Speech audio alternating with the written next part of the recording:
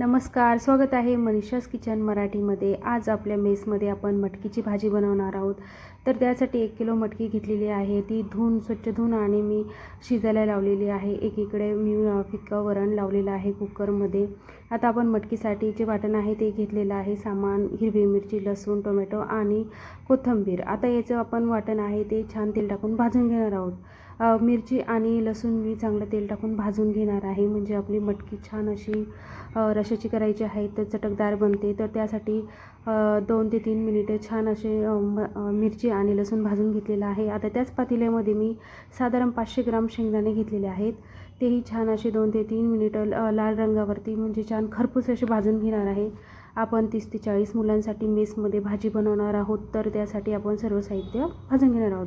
आता त्याच पातेल्यामध्ये मी तेल गरम केलं, त्यामध्ये छान जिरे मोहरी कडकडले आहे, ते मिक्स झाले आहेत आणि त्यामध्ये टोमॅटो आणि कोथिंबीर टाकून आता ही फोडणी छान अशी परतून घेणार आहे, म्हणजे भाजी आपली छान चवदार बनते। तर खूप 1 ते 2 मिनिटानंतर मी यामध्ये हिंग टाकलेला आहे। आधी टोमॅटो ते छान फोडणी करून घेतलेली आहे।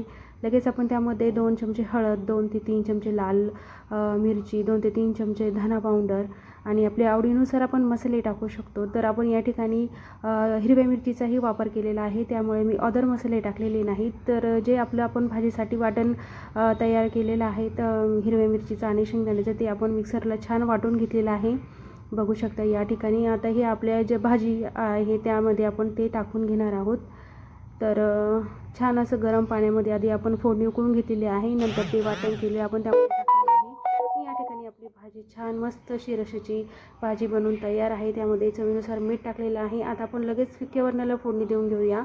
या ठिकाणी मी लसूण आणि जिरे, कोथिंबीर छान ठेचून घेतलेले आहेत, बघू शकता। तुम्ही खलबत्त्यातही ठेचू शकतात, पण माझ्याकडे तेवढा वेळ नव्हता, त्यामुळे मी लगेच चॉपिंग बोर्डवरती ठेचून घेतलेलं आहे। लगेच तेल टाकलेलं आहे पातेल्यामध्ये आणि जिरे मोहरी टाकून त्यामध्ये जे वाटण ठेचलेलं होतं आपण लसणाचं ते टाकलेलं आहे, कोथिंबीर टाकलेली आहे आणि छान अशी फोडणी तयार होत आहे। तोपर्यंत आपण शिजलेली डाळ घोटून घेऊया।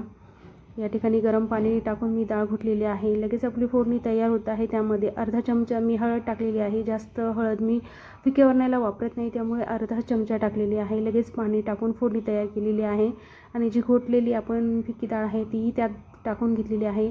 आपल्या म्हणजे आपल्याला जसं पाहिजे तसं घट्ट पातळ असं आपल्या आवश्यकतेनुसार आपण वरण करू शकता। तर या ठिकाणी आपल्या दोन्ही भाज्या तयार झालेल्या आहे।